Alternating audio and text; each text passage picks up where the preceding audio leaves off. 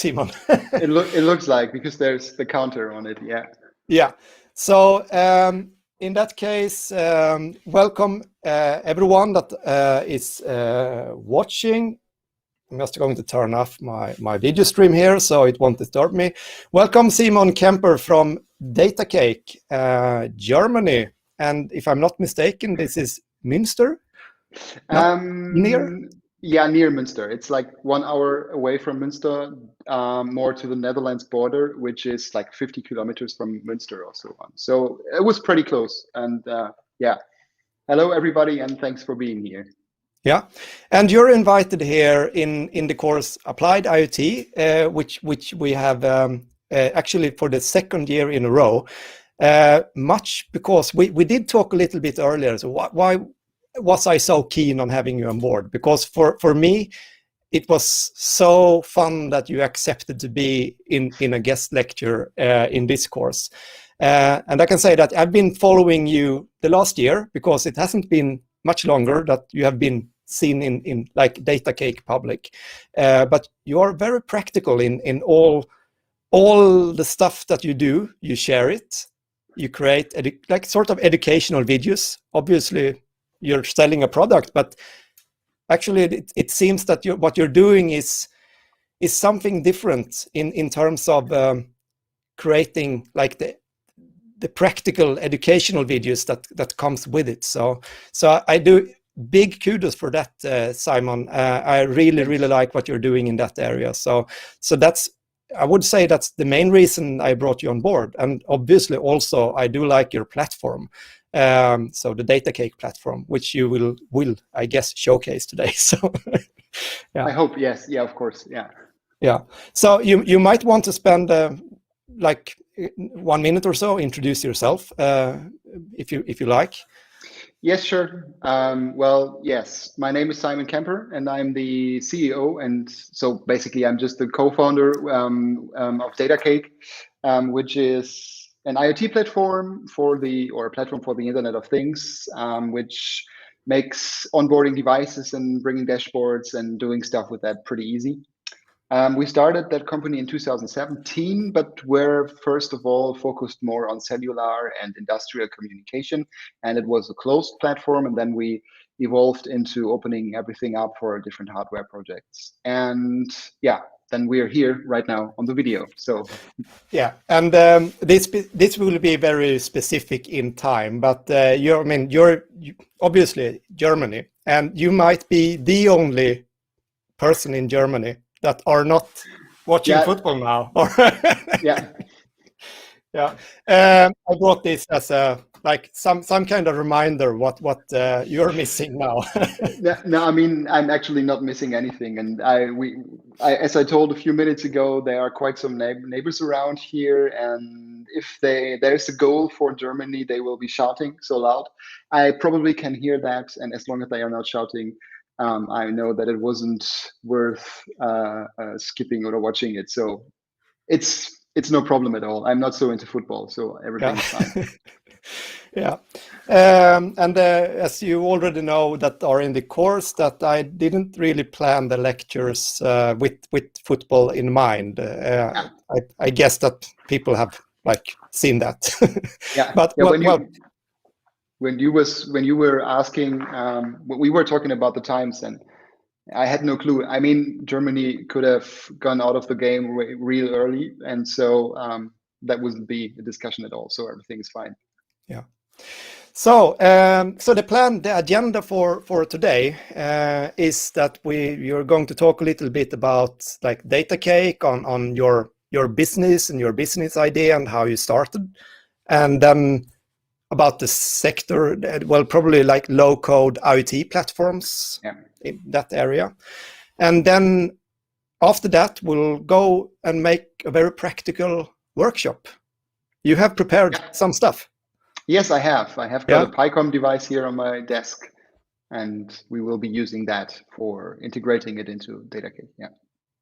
That's great. So 2 things will happen. Like first, like sort of a discussion and presentation, and then we're going to be very practical.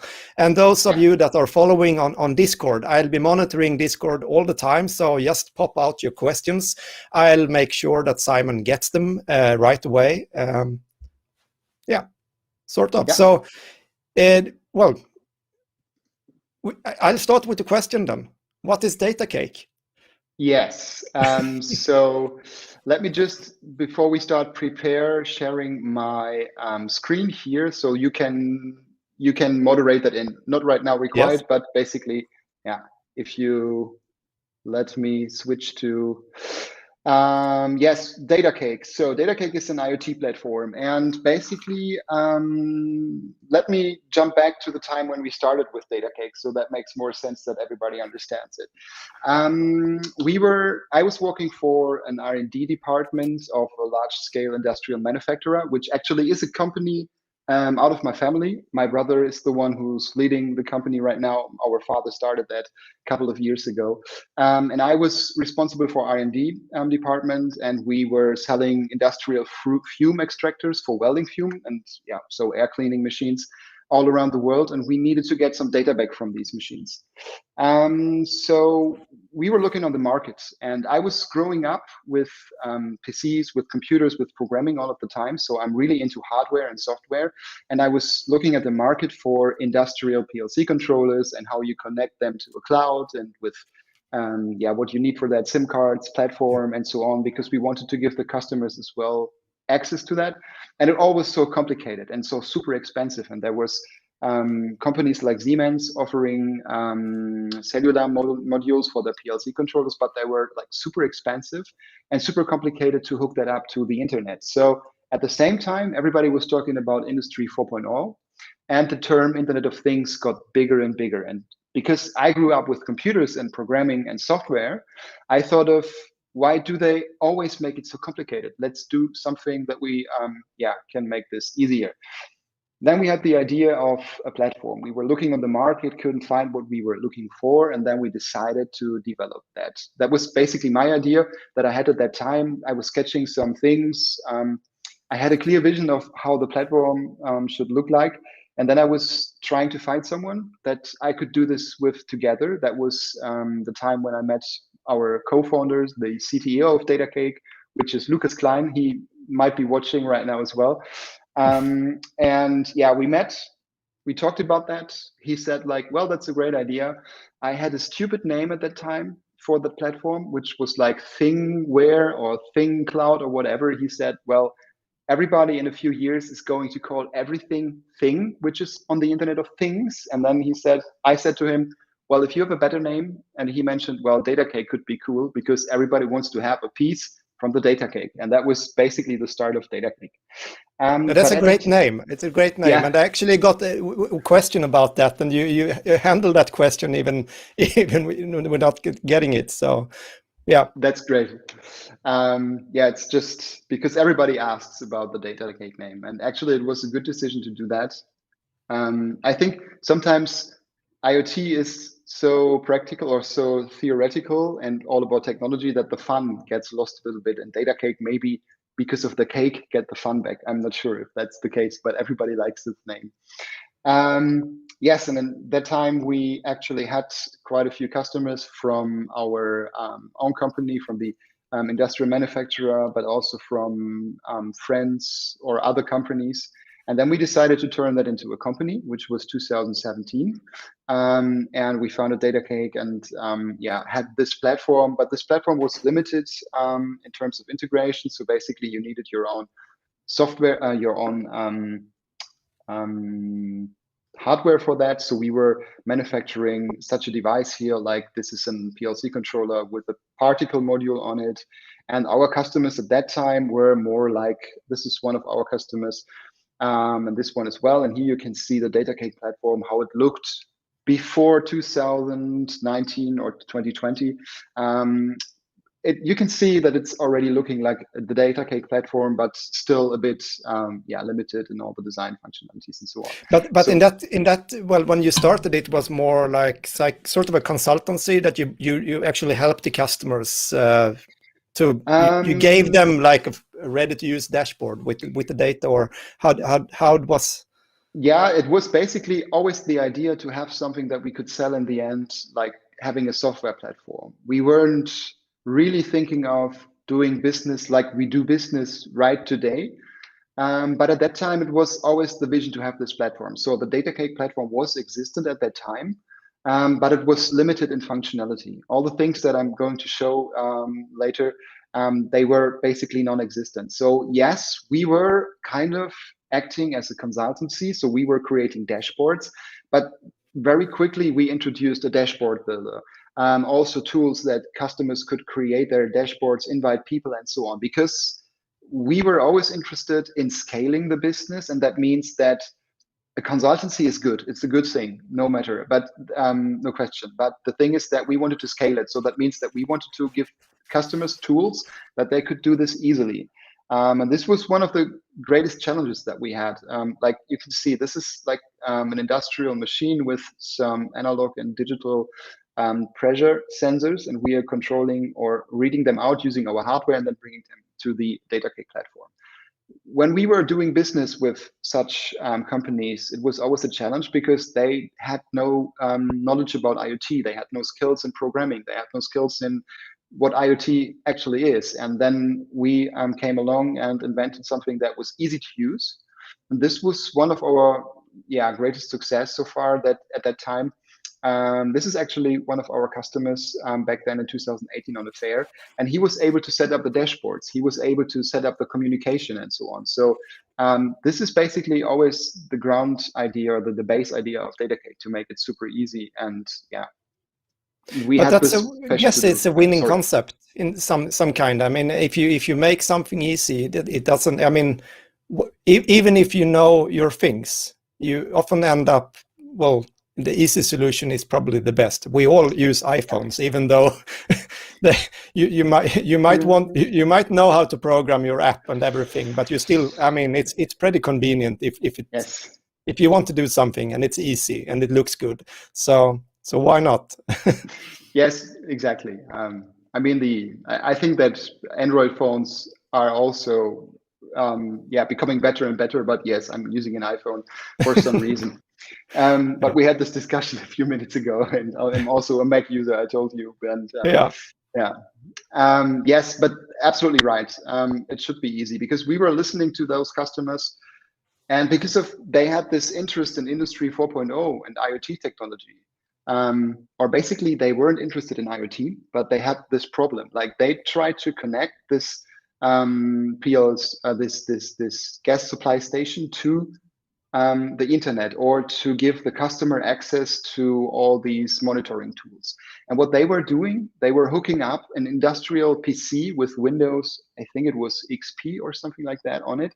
And they programmed an app in Visual Basic, which was running on that thing, reading out those sensors, and they gave access to it for the customer by using a software called, I think it was TeamViewer. So it was hugely expensive, and it wasn't, you couldn't scale that.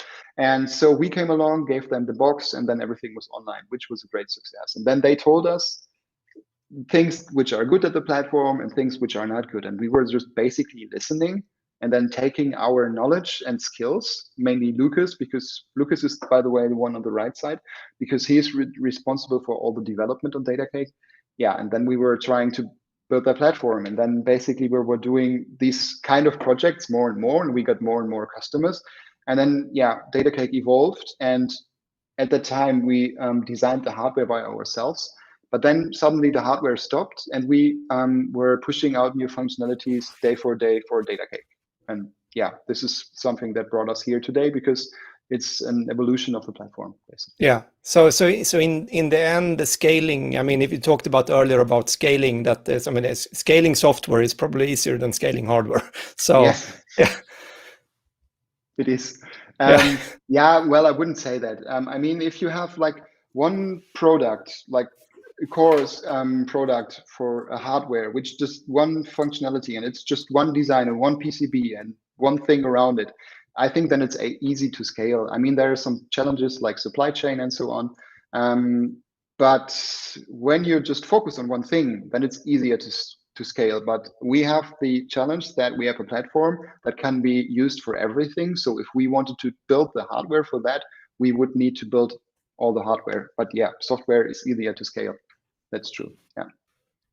I actually got a question here, is that what kind of devices do you have support for? And I actually wrote an answer directly in the chat. Well, I think they'll support more or less everything, but depends on what you mean with but you'll probably talk about this later, but you might want to answer it yourself. Or yes, this is something that is also that was happening during the progress of how we structured the business and so on, because our software evolved.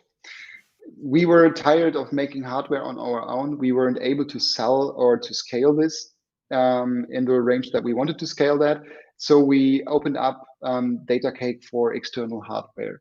And in 2020, that was pretty early. I think it was February 2020, after the Things conference actually happened still in Amsterdam.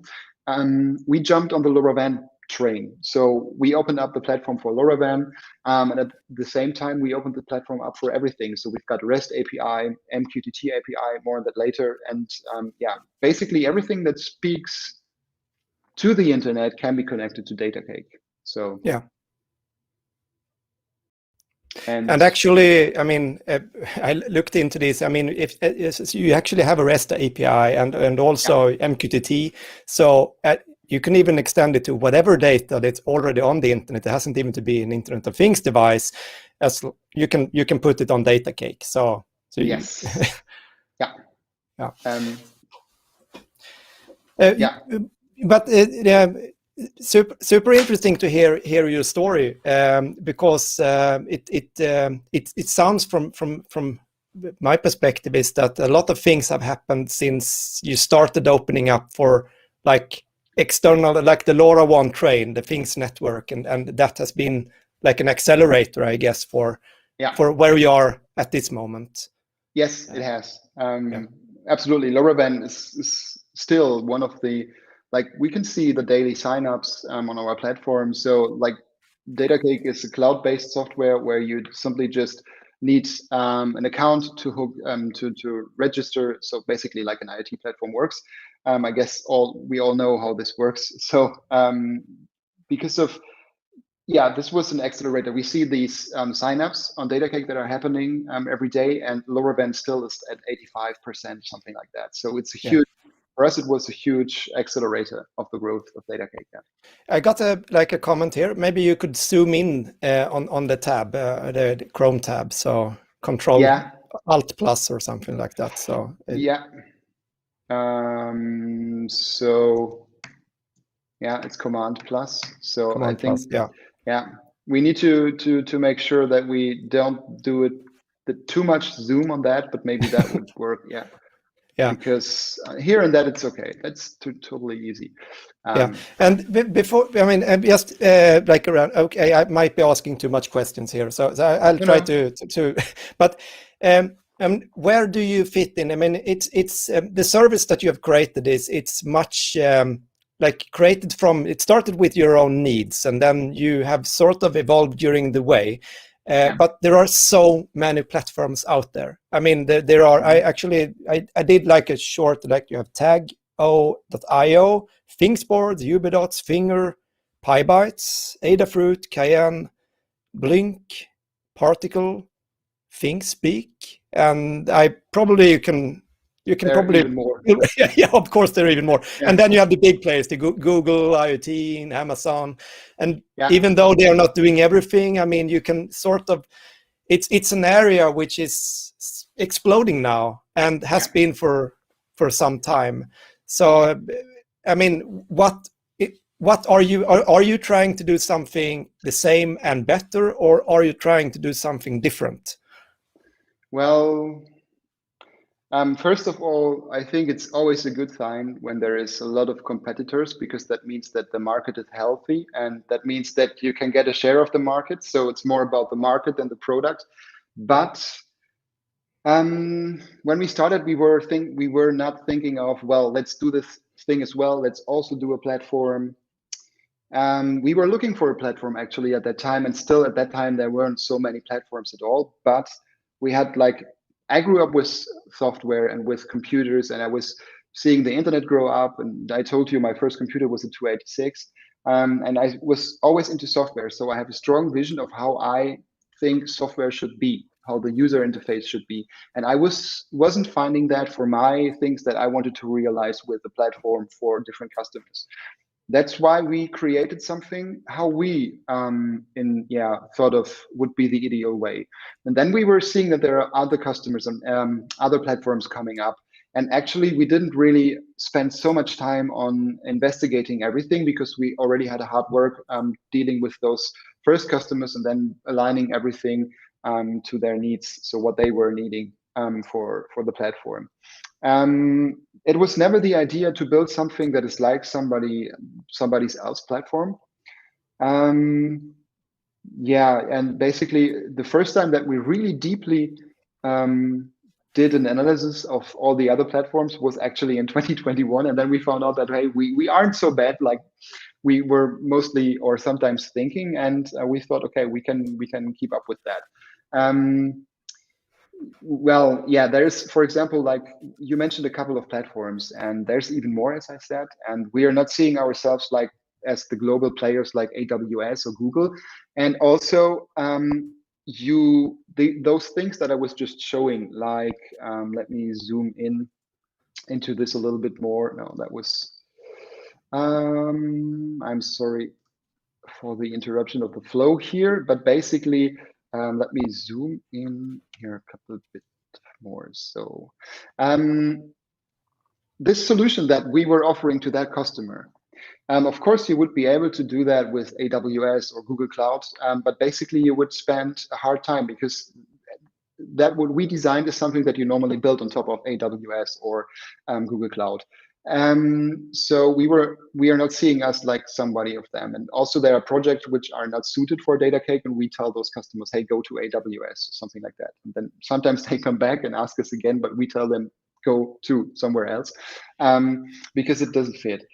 And what we've did that we've got such a momentum right now is that basically I think that, well, yeah, maybe we have a good taste, and then somehow we design things that actually work. And I'm always, because I'm into hardware, and you can't see this, but there are some couple of desks standing here, and there's a lot of hardware boards, PyCon boards, particle boards, custom RPI and Raspberry Pi boards, and then some other electronic stuffs. So I'm connecting them to Datacake, and I'm connecting PLC controllers just because it's a lot of fun to work with that. Yeah. And then I realized, okay, I want this to be easier. I want this to be not such a pain than on other platforms. Why is there no device dashboard?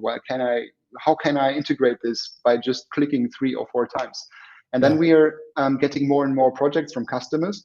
And because a couple of features are still a little bit complicated, they are asking us, hey, can you do this for us? And we say, yes, of course, we can do this for us. And then we are really seeing what a pain our platform can be for other customers. And then we are trying to change that.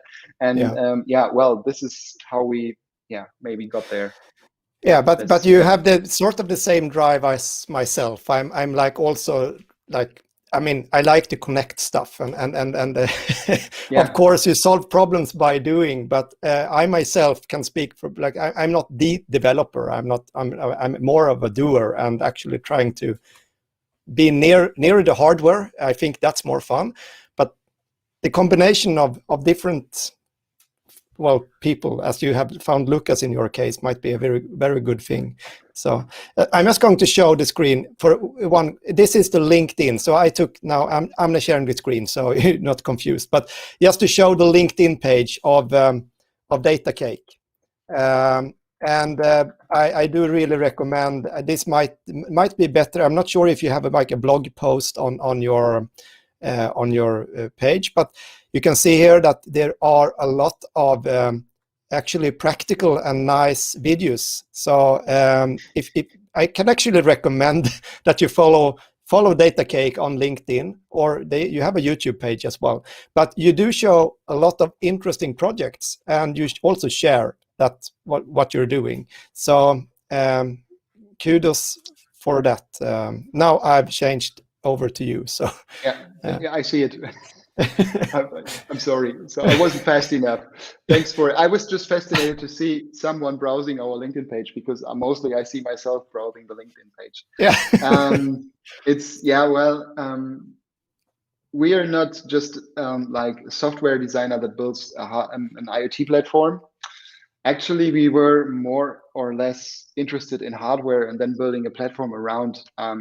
And yeah, I think this is one of the main reasons um, where our success comes from.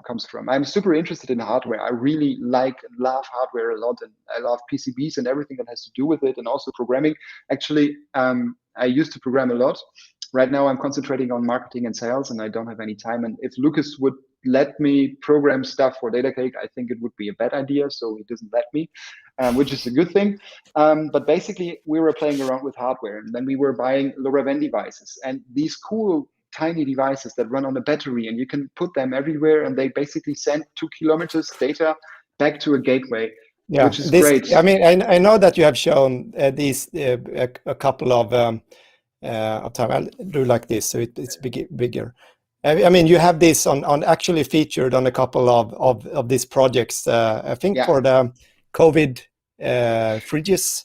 Yeah, exactly. And yeah, but basically, we were seeing the pain that customers have with LoRaWAN devices, and then we are building something around to make it easier. And just to get back on that, that's because you asked, where do we or how do we got there where we are right now? I think it's basically because we see the pain and then do something against it.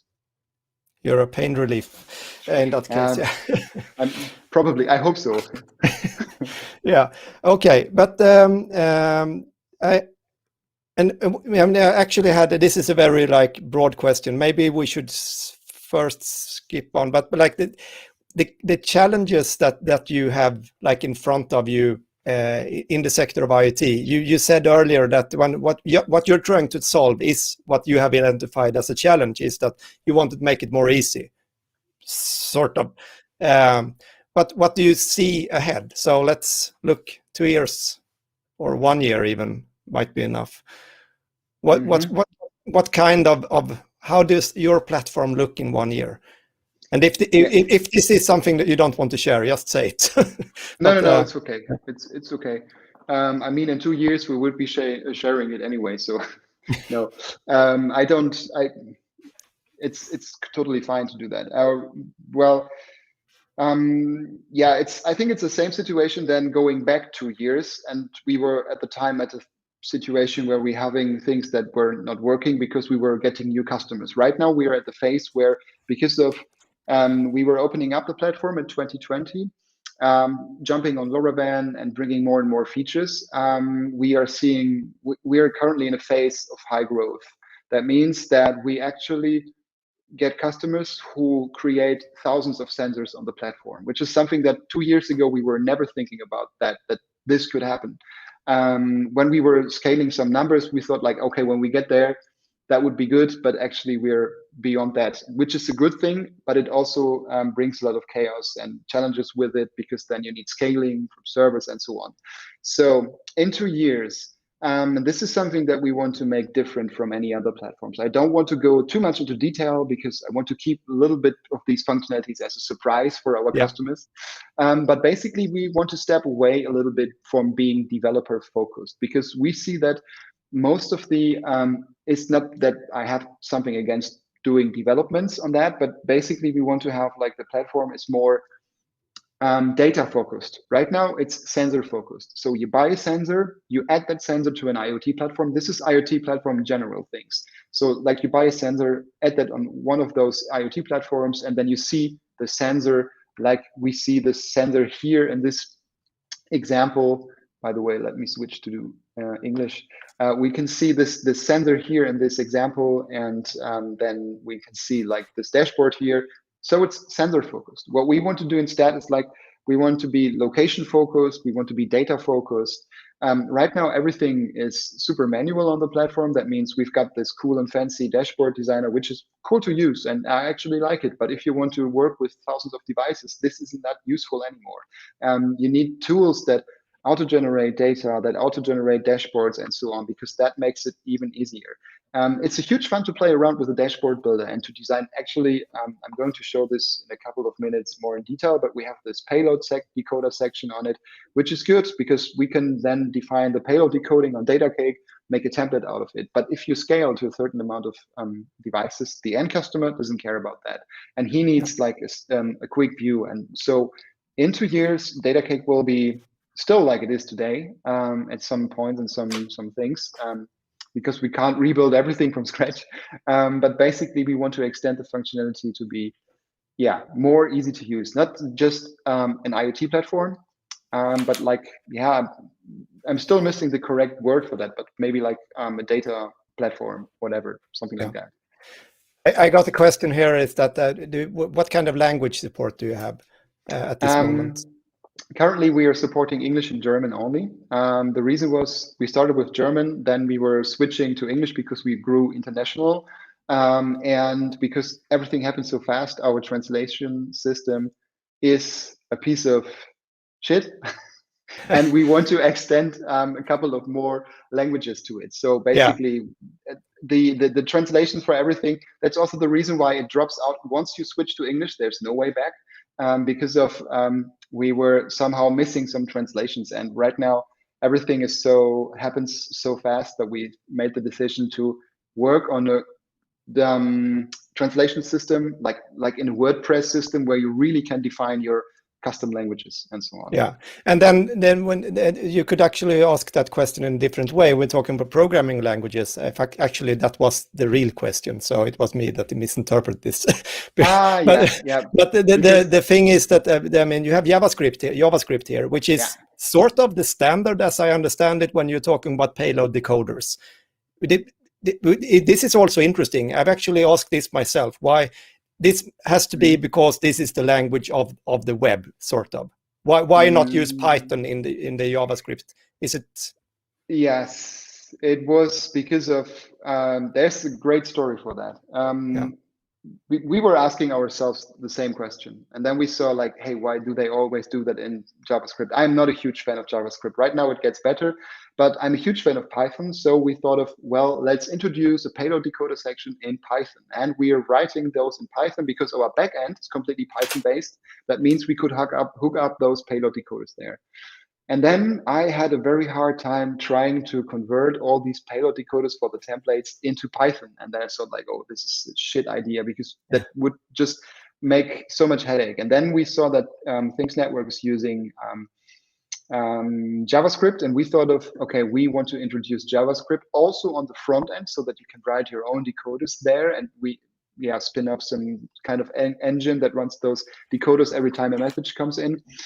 And the decision why JavaScript is basically because there are so many payload decoders already in JavaScript available. So you can paste them in, do minor modifications, and then you already have it working. For Python, you need to redefine everything. And so we're just a small team.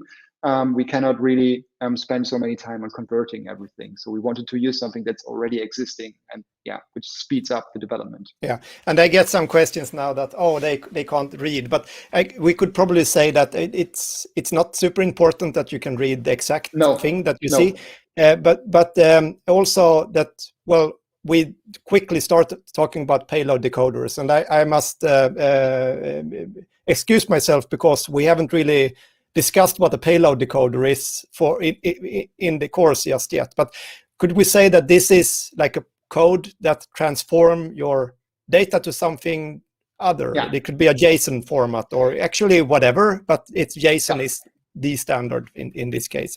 So yes, exactly. Payload decoders in the LoRaWAN world is LoRaWAN sends byte strings. So just a few, like 4 bytes or 2 bytes for temperature. And you want to convert this to a JSON, which is needed on the web. So you are using the payload decoder to take those 4 bytes, make like a little bit of calculation on that, and then bring it into a JSON structure, which you then can store on our database section.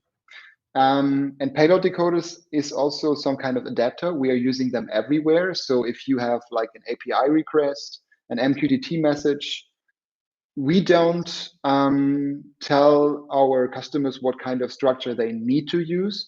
Instead, we are providing the tools like payload decoders and JavaScript snippets that they can extract the information from any payload and bring it to the Datacake format. And this is like the glue code between the outer world and Datacake. And because of people are able to do this on Datacake directly, it allows us to hook up any other devices. And this is what payload decoders And I also said in the chat is that when actually this is very specific to LoRaWAN and LP1 networks, that when you might have used for a payload decoder if you want to transform your data in any way, but if you're having a device that is connected to Wi-Fi, you might not never use a payload decoder. Then you might just push your data directly into Datacake or whatever platform with like the correct format right away. If you design it from scratch, yes. Yeah, but there are if you some design devices, exactly. Yeah, but there are some devices like the PyCom PyBytes thing. They have this I'm just going to make this larger as well. They have this integrations here, I think somewhere like there it is. And you can define like a custom integration, like a webhook. And this webhook is structured how PyBytes wants to structure it. So it isn't compatible with Datacake. And instead of building something in between, like using a Node-RED or someone else, we are having payload decoders also for HTTP requests, because that allows us to, basically map everything to Datacake. So it's just possible to connect everything onto this. Because payload decoders are coming from LoRaWAN, but they could also be used for any other services. That was those questions. So you talked about backend Python. So actually, you got a question about database. What kind of database are you using for the backend? Maybe that's a very specific question. No, it's okay. It's a PostgreSQL database with time series extension, and then we are having like two different databases for the non-relational and the relational things, the huge PostgreSQL database which we are using for storing the time series data. Okay, so you had something prepared, so maybe we should start. Yes, because that fits actually completely into the topic here right now.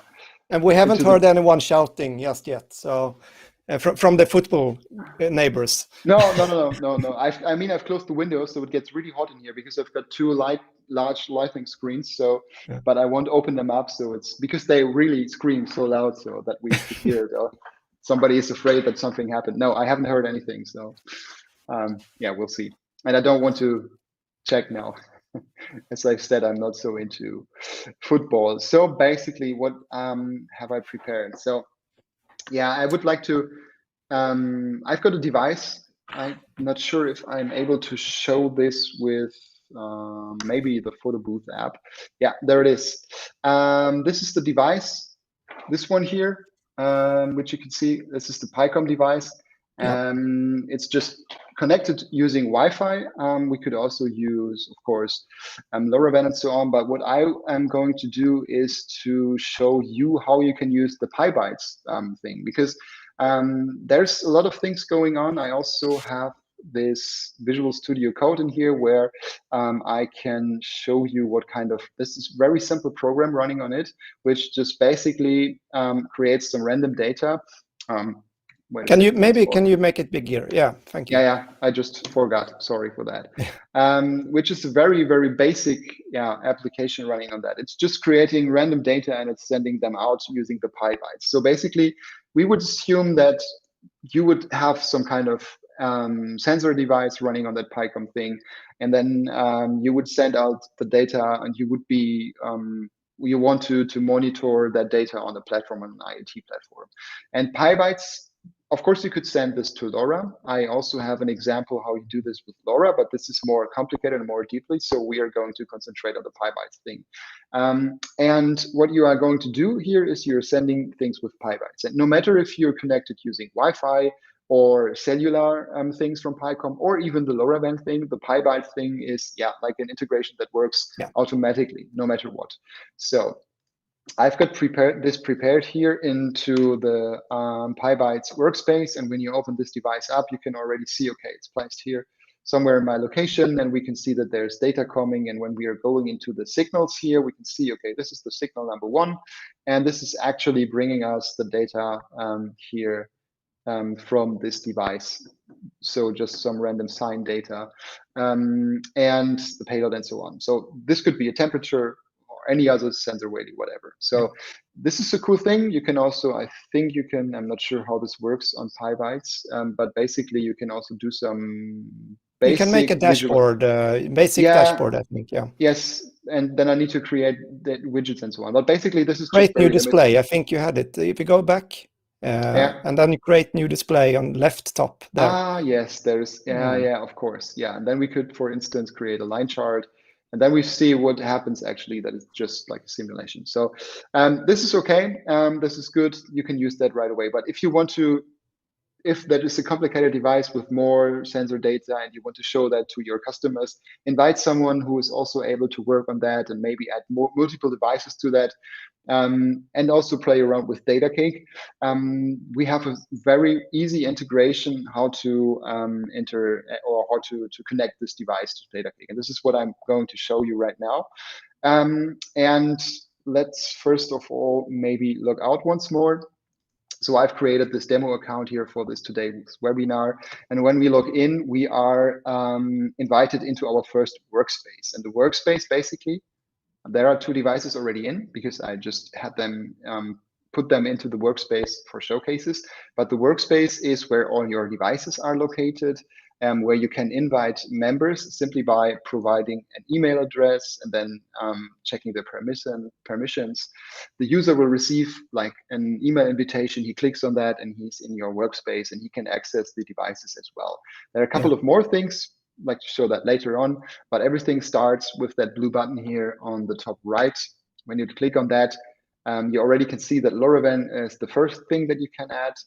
This is something that is very prominent under our users because this makes it really easy. We've got templates for existing LoRaWAN device manufacturers, like also for a PyCom template, but also for like devices from Laird, and there's these Dragino devices which are also super well known under all these users. And when you click on that, it creates a dashboard for you. You just need to enter the dev UI and select, just to show you how this looks, one of the supported networks that we have, like ThinkStack, Things Network, Helium, and so on.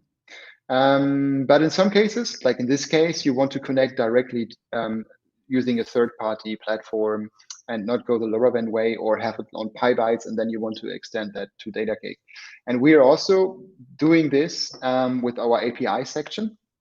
And in here, we can create like new devices. So first of all, we need to define a product, and we call that PyCom. The product is like the device skeleton. So it defines how the fields, the database fields, how the dashboard looks, and the payload decoding. And then you can add devices to that product. And like right now, we are going to add 1 device. But if you have like multiple devices, you could add more and more devices to that product, and they would all look like the definition from that product. So in the next, we are going to. Do you have I mean, let's say that the customer builds something and then they create a new product and everything. Do you like take that in and let other users use that, or is this product is only created in your own workspace when you? Yeah, this is only created in your own workspace because there are different things. There are templates and products. Products are in your workspace, and then you can add multiple devices to a product. The template is something that we could potentially make public if the user requests like, hey, I've created this template and I want that other users, maybe users that I don't know, but that they are signing up on Datacake for some reason, they should be able to use this template as well. And then we can check mark some things on our back end, and then this template is available for everyone. But basically, this product that we are going to create is only available in your workspace at that time. And you can see we also got templates in here. There's like different templates also for the PyBytes base template. We can use that, by the way, as well. So this is something that makes it even more easier. So this is a template. That means that we take this template from the backend, we copy this into the workspace, and then you can add devices to it. And this is a starting template. That means that makes this really easy to start connecting that device. I'm going to show how this works. And then the next step, we are required to enter a serial number. Normally, this is auto-generated, and we can, for example, provide a name like PyCom, PyBytes 01 device. And the serial number is auto-generated. That means that we create a unique ID for that. But because we want to map this device, which is already on PyBytes, to Datacake, we are going to take the serial number from this device, which is being used on PyBytes, which is the Datacake demo 01 normally, or no, I think it's this UUID. And we are going to paste this into, that's something like, see why he doesn't, maybe I need to copy this like this. Yeah, that makes a sound. Yeah, and then it's there. Then we press on next. And now there comes the thing where we are, where we need to choose a pricing plan. And this is something that I would like to mention shortly, but we can talk about that more in detail later on. Datacake basically supports up to 2 free devices. That means that every user that signs on our platform can register 2 devices for free, and they are completely fully featured. That means that all the functionality I was just showing you is available for everyone, and sign up doesn't require any credit card or something like that. We have some basic pricing plans, but for our scaling customers, we always, or for any customer mostly, we always do custom pricing agreements on that.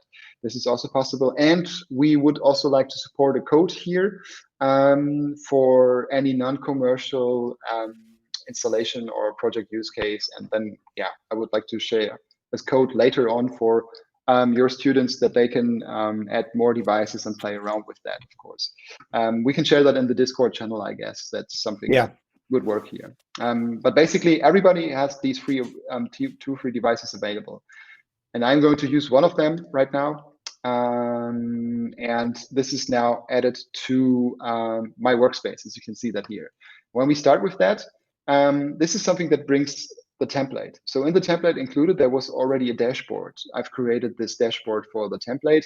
And we can see this matches the structure like signal number 1 and signal number 2, which is exactly how the signal structure here from PyCom works. So on signal number 1, it's already data being sent, but we now need to integrate this into Datacake. And here comes something that enables Datacake to work with any IoT platform or any IoT messaging system, whether it's LoRaWAN, MQTT, API, or whatever. We need to press on configuration here. And in the configuration, when we scroll down a little bit, we can see the API configuration and our HTTP payload decoder. And there's already a short snippet here, which is the decoder for converting PyCom data to Datacake. This is like 13 lines of code, which we need. And underneath this code editor, we are finding this HTTP endpoint URL. We need to copy this right now and then go back to PyBytes. And on PyBytes, we've got this integrations panel here. We click on new integration.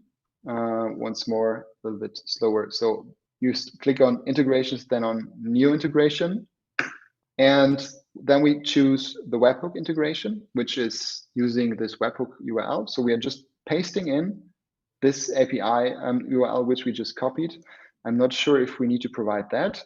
We can leave everything else like it is. We don't need to change something here. We just press, we select the devices that we want to forward, and then we press on create.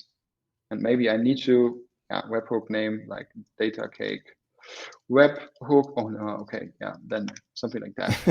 It doesn't matter, whatever. It's just something for identifying.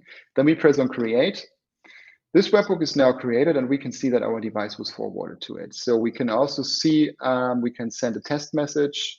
Okay, this is normal, 404, because the test message doesn't include any serial number. Then it says it's a 404, but okay, so it needs to be, that's like the authorization sort of. So I couldn't push data to that webhook if I didn't know your unique serial number. Okay. And we go back to Datacake, but we can see here when we go scroll down a little bit to this HTTP endpoint URL, there's some logs, and we can see that. Okay, wait a second. Let me reload. Maybe I did something wrong during that. I'm normally used to it and do is just like repetition, but then when I talk about it, I might be. No, there it is. Great. Yeah. And we can see that there was already something working on that URL. And if there is new data coming from that PyBytes, I hope I have correct devices count number 1. Maybe I need to activate something here. Let's see. No, we're sending data already. There's the signal thing. I'm not sure if I need to activate this here as well, but basically, let's go back to Datacake. As far as I remember, it should be sending data, but I could. Yeah. Actually, it was some time ago since I did the same exercise with the PyBytes. So I know what the problem is. Yes, this is still a support request that we have at PyBytes. Yeah, sorry for that. There's one weird thing going on, and we need to clear this with PyCom as well. So our URL needs an ending / at the end. So we provide that. And no matter what we do, the PyBytes platform cuts off the end. But this is no problem because we can also deal with something that comes behind it. So we can call that PyCom, and then we press on save, and then we see, okay, the last element is in there somewhere. And then I could send a test message, and then it says 200 message test successful. Yeah, and then in the logs, let's reload this once more. I can see that there is data already coming from the device. And then I can see, okay, this is the device token. This is the event device Datacake 01, and the signal number 1, and the payload is minus 0.5. So and I got some comments here now that I'm pretty lost right now. So, some people might think that, oh, we're going too fast. But yeah, I would say that, I mean, we need to keep some kind of pace here, I guess.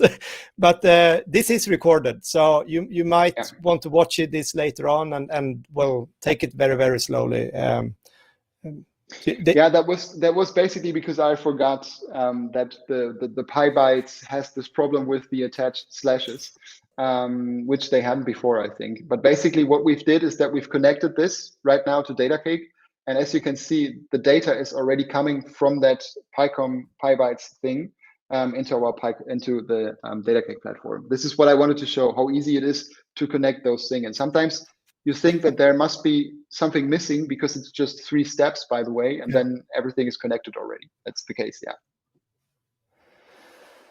So, and if you want to visualize that data now, it's automatically created that dashboard for you. So yes, because of the template. But basically, we support this dashboard editor, which can then be used. Like you can select some of those widgets here. We support various types of widgets, like in output widgets when you want to send data back to devices, but also table widgets, histograms, charts, and so on. And how this looks, I can show you in a different demo. Like there's this vaccine monitoring. You can create dashboards which look like, complete overviews of different things. This is how you can create the visualizations and how they look like. The thing with the device that we just created on the PyBytes thing is that it just sends one measurement data, which is very simple. So we can't create like a large visualization on that. But basically, this dashboard is already included in the template that we just created. Yes, and I guess that you could sort of, if you could have well, obviously you have many people have many sensors connected to one device, and then you get a lot of data into one device here. So that's also a way of maximizing the free devices for free, I guess. So, of course, yes, that could also be used. like in the PyBytes example, if we would go into that device once more, let's just simulate. You can add multiple signals here. So we can also define a new signal. And I think we call that signal number 3. We save that, and then we've got the new signal. I'm not sure if we can set data manually. Seems like he doesn't like that I clicked on it.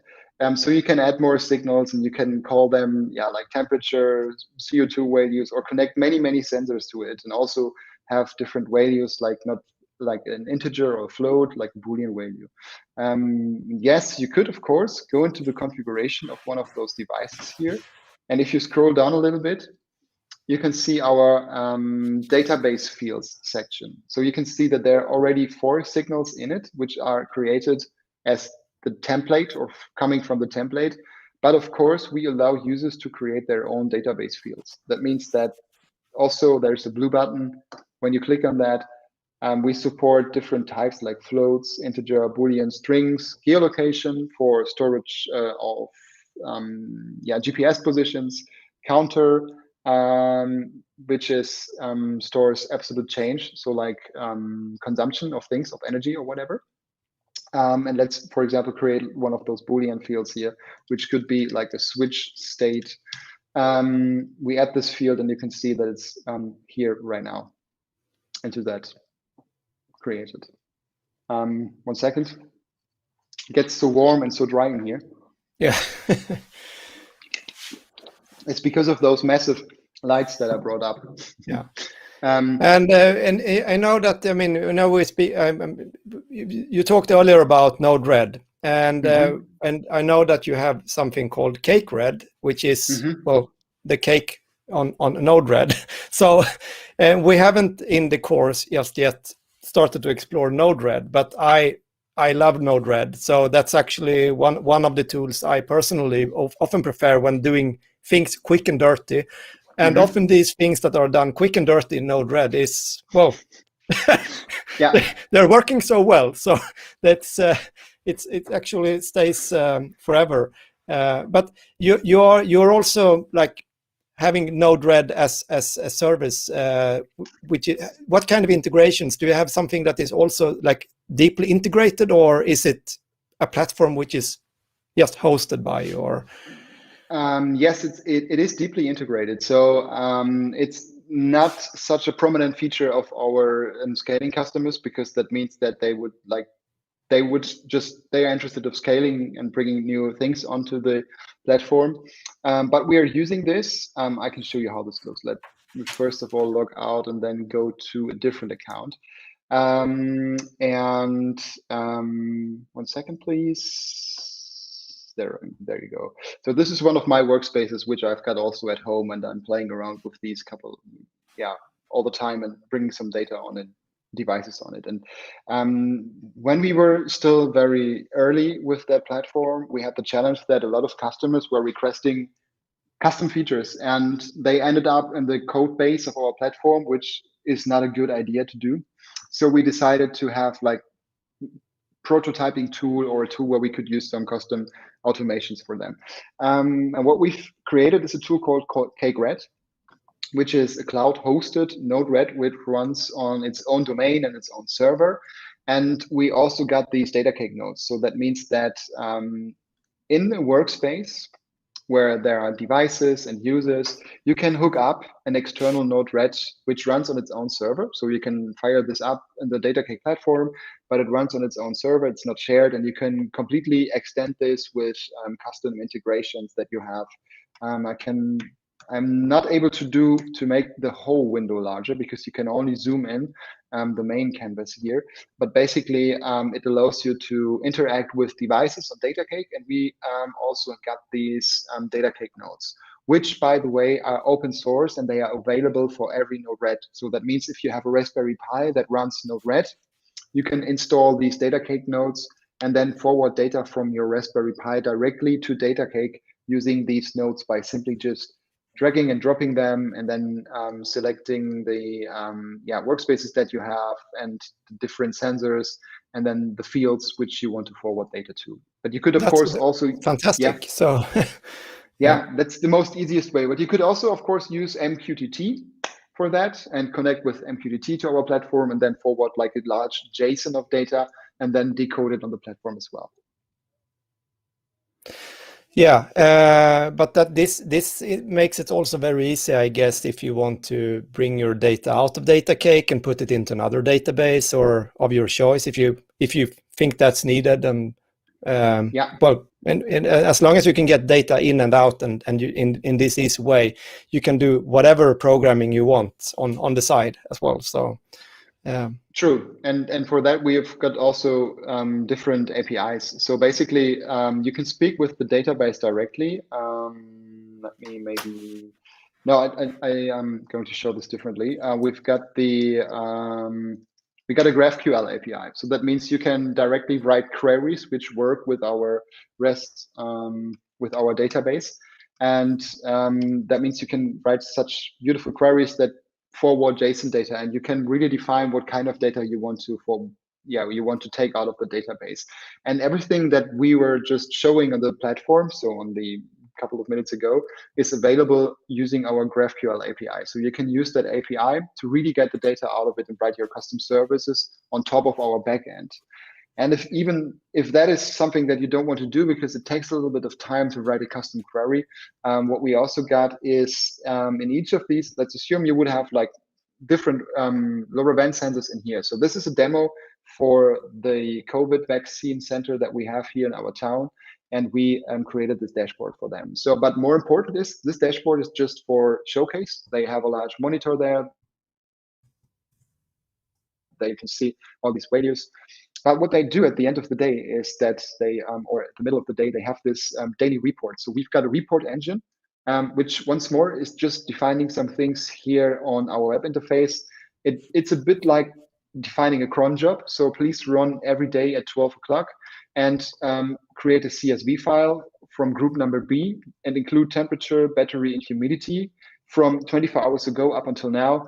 And then please send me everything as individual files, and you can see the previous runs here. Yeah. And this is something that automatically generates a CSV file. You can even send this to an email address, and maybe there's an importer running on that email inbox, and then it brings that to downloads that to a different analytic tool or whatever. So there are multiple ways of getting data out of Datacake, and we try to make it as easy as possible on that. Yeah. So also you talked a little bit about MQTT. So I know that you're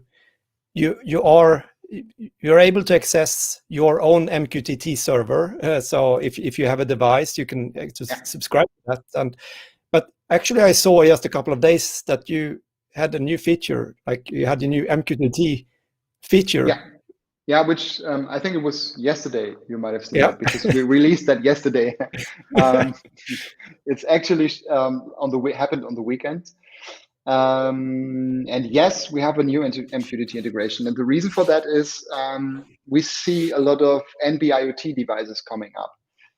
And maybe MQTT is not the greatest protocol for using use in NB-IoT devices, but MQTT is really popular in IoT in general. So we have basically a generic integration which works like in all the other ways with our platform. I think, this is it. So what you can do is you can hook up third-party MQTT servers. So like this is like the public broker from a company called HiveMQ. And you connect to this broker, and then you see all those messages from that broker. And when you've got like this HiveMQ device here in the configuration, just to show you how this works, you've got a new MQTT panel in here. This means that you can define topics on a device on Datacake. You can define topics which are then subscribed to on that external broker. That means if you have a device that is already sending MQTT with a fixed topic structure that you cannot change, we can add uplink decoders to Datacake. That means we can define some topic here, /data/ whatever. And then this will be subscribed on the broker. And then this information coming from that topic, so the payload, will be pasted into or run into that JavaScript code, you can extract the information and then forward this into our database. In this case, from this device, which was running on the MQTT server from HiveMQ, we found a device on that broker which was sending data to a topic called test topic/outdoor. We can also see that there is some JSON data in it, and we just wrote a quick decoder to extract data coming over that test topic. So basically, with that, we are able to connect to any third-party MQTT server and to any MQTT device at all. And no matter what kind of structure it has, we can adapt the structure using the payload decoder once more. And what is also pretty cool about that is that it's not just in one direction. You can also define downlinks, which then send something to that broker from the device. So in this case, it's a pretty simple one. It just sends Datacake is best, and then the topic is test topic/outdoor/downlink. But you could also include measurement values in here to send like a complete JSON back to something, to the device, like for configuration or for triggering functions on the device. And these downlinks can then be sent directly from here, or you could also place them on the dashboard, have like a dashboard downlink toggle, which will send an MQTT message to a device. Works also with LoRaWAN, but goes with MQTT as well. So now we're going to see the public MQTT servers flooded with advertisements for that I mean, this function, even though it might not be for everyone, because I mean, what you're showing now is maybe not the low code, like when you have your device and sort of just want to put in your dev EUI and it just works.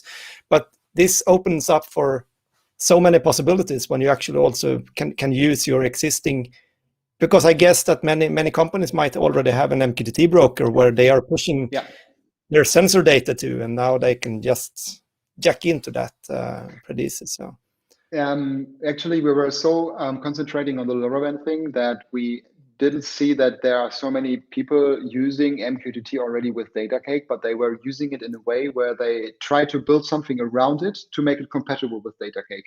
And with this new integration, we make it even easier. And what you were telling about low code, still we've got the option when we create devices to create devices from templates. So this template engine, like here you can see it's MQTT data. The template engine that we have for LoRaWAN, we also have this for all the other devices, for API and for MQTT. It's just the case that there are not so many MQTT devices like LoRaWAN devices, but there are a couple of PLC controllers who use MQTT and like home automation things that use MQTT. And this is all now compatible with the Datacake platform. But I mean, I need to pick up on that, because home automation, we are not talking about the area of home automation here, but we're so close. So So I guess that if you want to open up your home assistant to Datacake, that's I mean, if you were to do that, maybe you have done it. So would you choose MQTT for that integration, or? This is a dashboard from my home, which is like the smart watering and the soil moisture. This is a combination of LoRaWAN sensors for soil moisture and MQTT for controlling the irrigation walls. And then we've got MQTT for the lights, which also go to KNX. There's a couple of adapters running. And there is like a demonstration, like a temperature sensor in some water, and I called that pool, but basically it's just a LoRaWAN sensor. And you can see the outdoor temperature. So yeah, well, it was easier to hook that up to our platform than to use some smart assistant dashboard, and I always play around with our platform. So we are using 3 different protocols here to speak directly with Datacake. And this is a good example of how open this is, because you really can bring anything into Datacake. And yeah, well, I would use MQTT for that. MQTT is actually very reliable. Also, yeah, you could use some REST API things for that as well. So yeah, I'm not sure if there's the best protocol in the world for something, but basically they all work at some point. I think MQTT is nice because you can also, if a client loses its connection, you can actually let something happen, and and you also have this quality of service. So MQTT is a good protocol. I do agree. So yes, absolutely. There's a couple of things when you use this.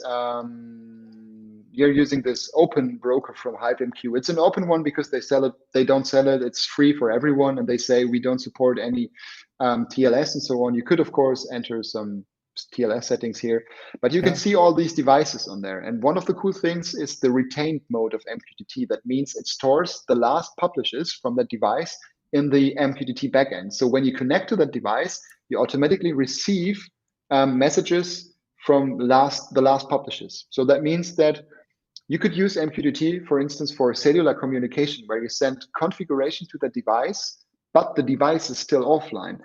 If it connects back to the MQTT broker, it receives the last publish, which was being stored on the MQTT broker itself, and the platform has sent it 2 hours ago. So it's some kind of storage as well.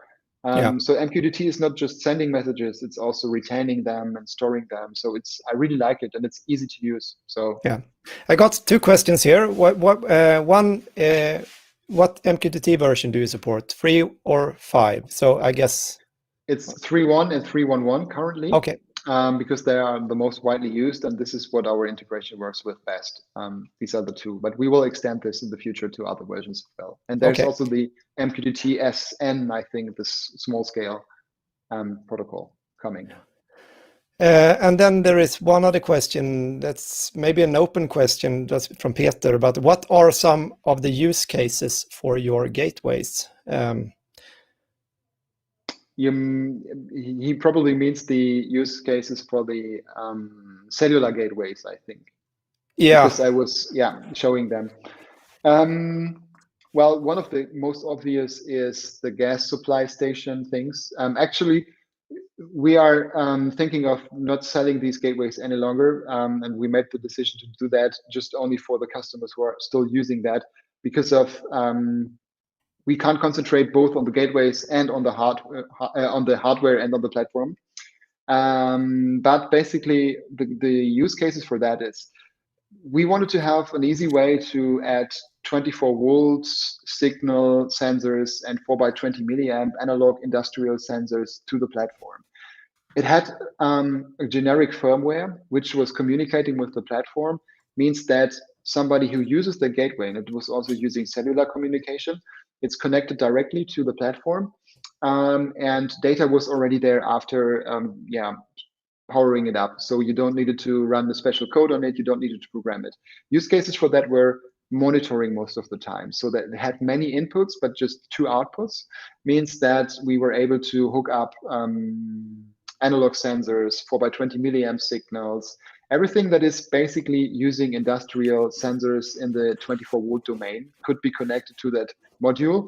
And the use case was reading things from a machine and showing that on a dashboard for customer access, but also like in the gas industry, they are measuring the consumption and what's left in the gas supply stations so that they could plan the logistics based on things and so on.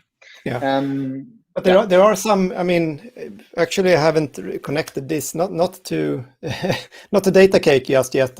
But this is a Modbus gateway, LoRaWAN gateway. I think this. Do you have it?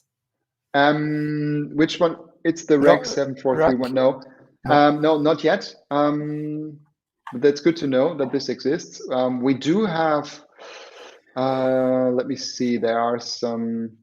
I think some devices from Dragino, which is there's a Modbus gateway. I think it's the LSN50, something like that. We do have these. Also, what we do have is there are a couple of MQTT gateways which using Modbus communication, and because of our downlinks, you can send commands to the gateway to read out things via Modbus. So this would also work in that. And that's also, I mean, one thing that you people in this course can do with their PyCom devices, because there is actually a library for the PyCom. So there are so many possibilities, and those that don't know what Modbus is it's sort of a protocol for speaking with PLCs and a lot of industrial equipment, and maybe and smart meters and so on. They all speak in Modbus. Modbus is really widely used in the whole industry. And sometimes we thought of developing a Modbus gateway, but basically there are so many around that you can use that. I think that I've sort of covered all my questions here. So you went from fume extractors to this platform. So so that you start with fume extractors and then you end up at like Datacake. Yes. So that sounds funny in some way, because that was not the intention to start with fume extractors and then end there. We already had the vision of what we could become in a few years when we started with the fume extractors. But the reason why we started with that is because there was the need for it. And the next thing was these customers from the gas industry. And then we tried to find different customers. And then we did what we could do best, like making this platform open, do some content marketing, do videos and stuff like that. And then more and more people came to the platform. So that was the journey. Yeah, but that's correct. Fume extractors and now MQTT.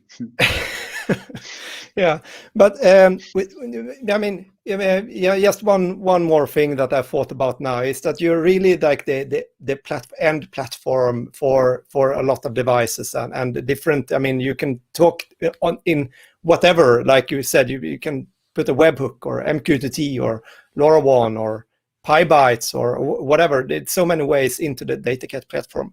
That leaves you also, I mean, you get a very valuable insight, I guess, on which protocols on which where the industry is, at least those that are your customers. But I mean, so LoRaWAN is one area which I guess has really been rising, or is that it's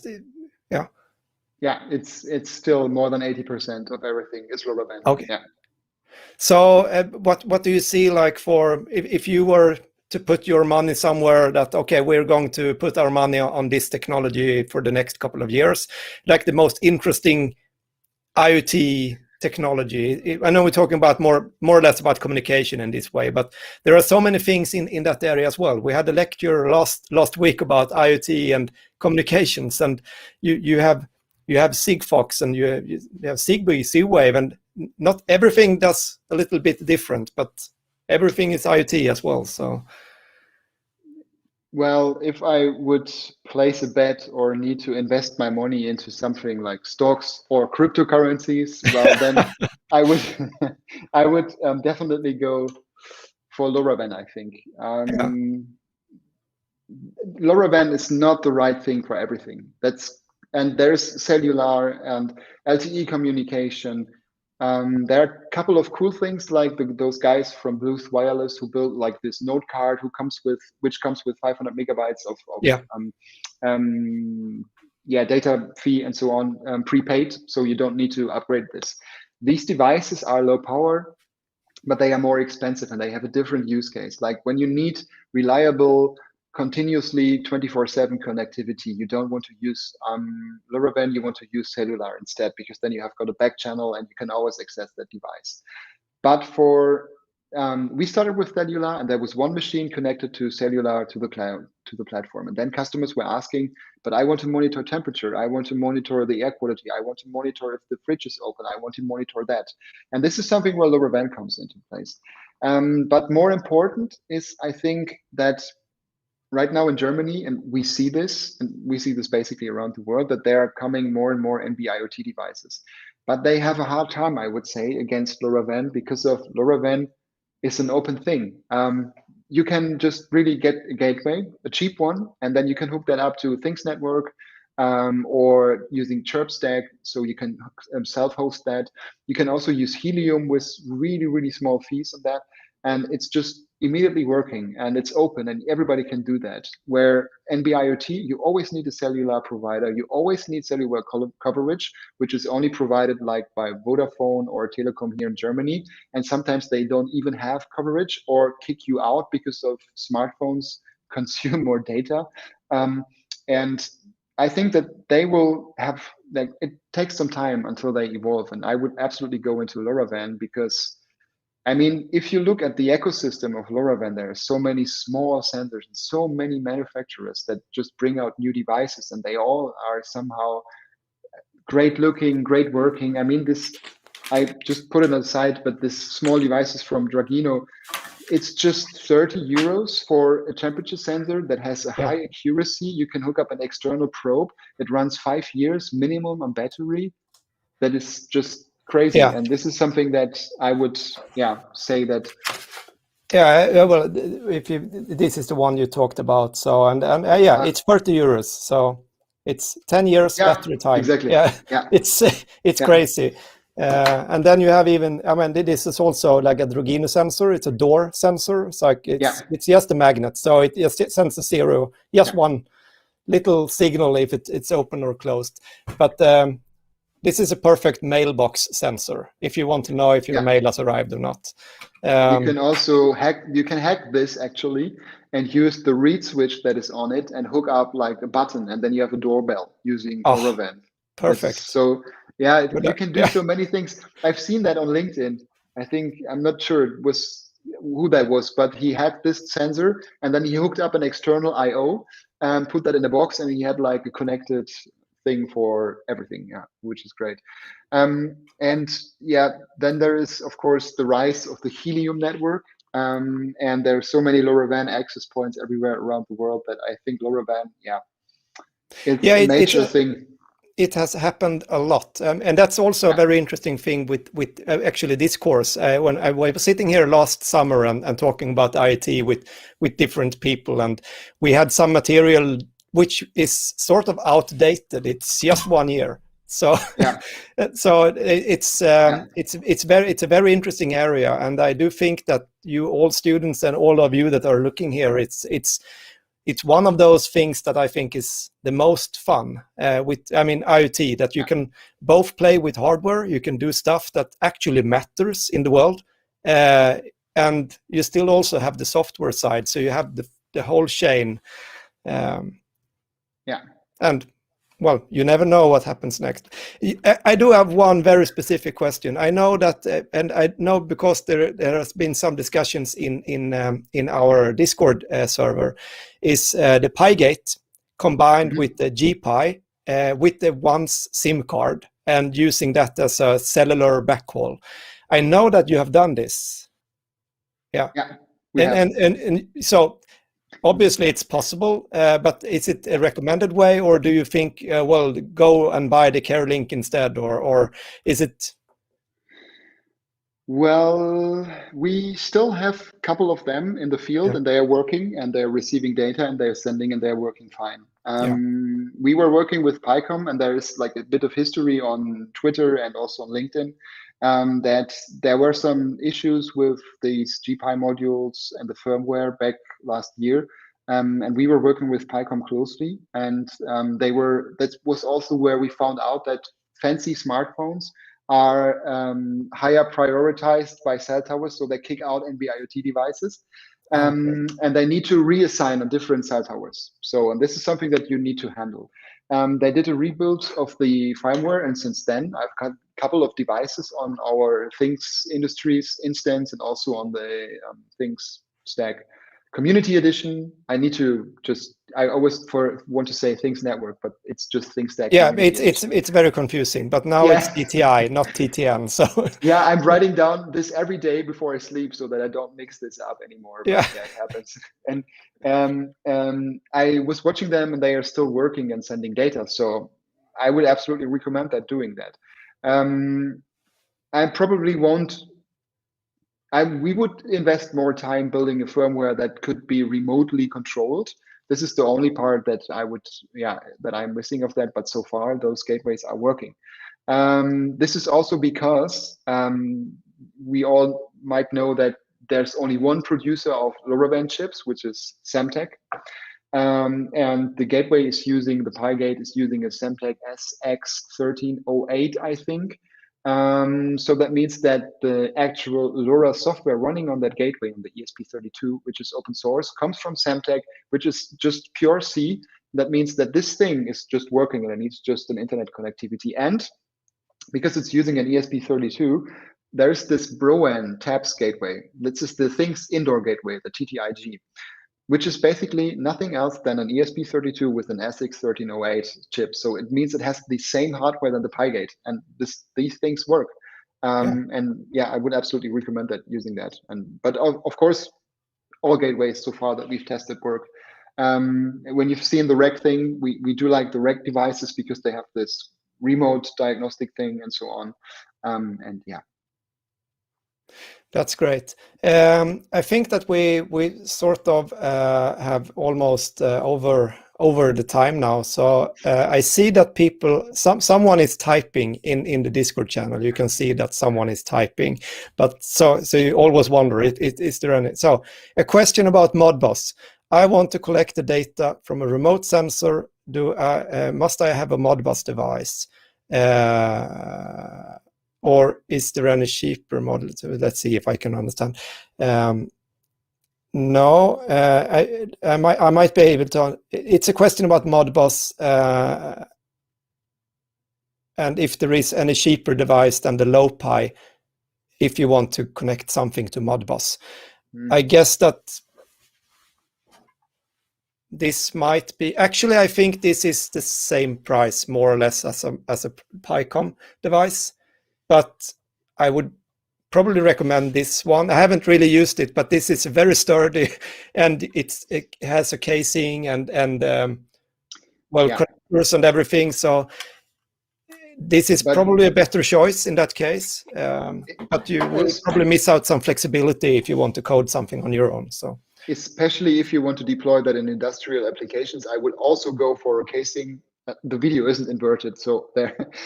I would also go for a case version. If you want super low costs, then probably you need an ESP32 or those. Yeah, I would recommend ESP32.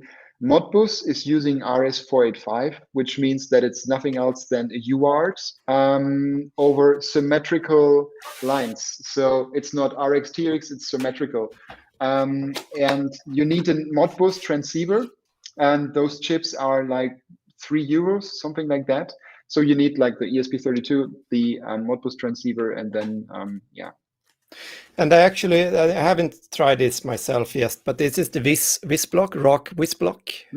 I think this is, I don't remember the price, but I think it's pretty cheap. So, but then you need to do some soldering, and yeah, it's not that easy as a PiCom device. But generally, I do think that the way that, and that's why we have recommended using the PiCom devices in this course.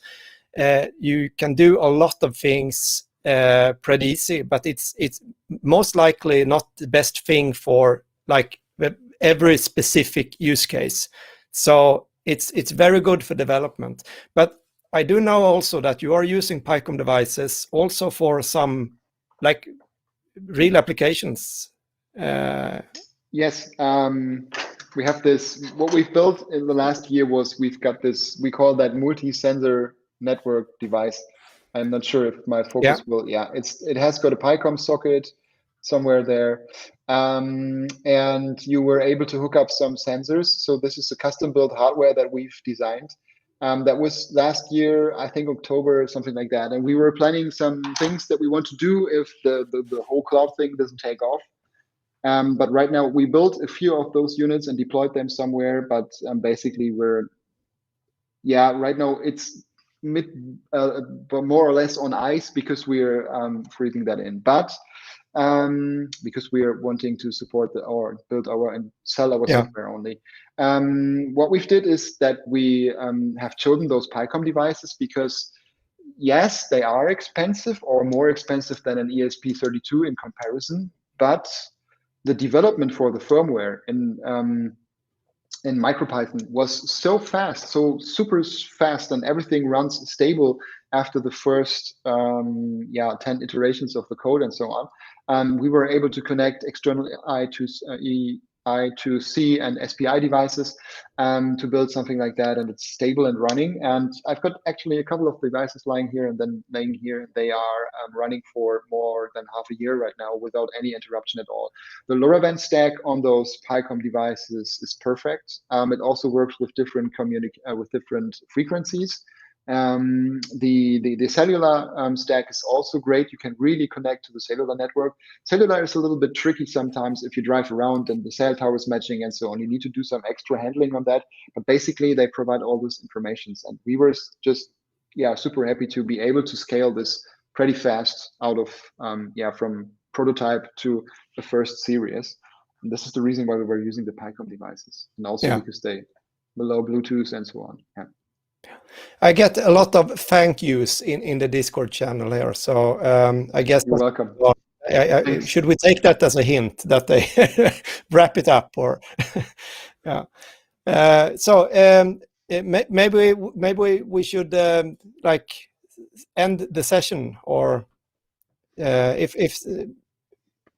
I told you at the beginning, you need to guide me through those questions because I'm always losing myself in in conversations, and I'm going never to stop telling something. So basically, it's 1.5 hours. So yeah, I know. I had an idea of 1 hour, but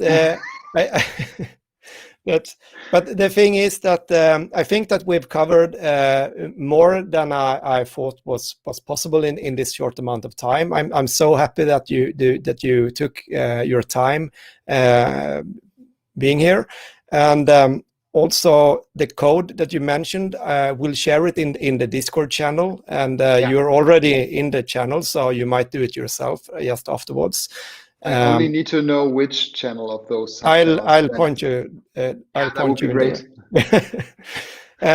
So in that case, thank you very much, everyone, for listening in. Yes, from my side as well. Thank you.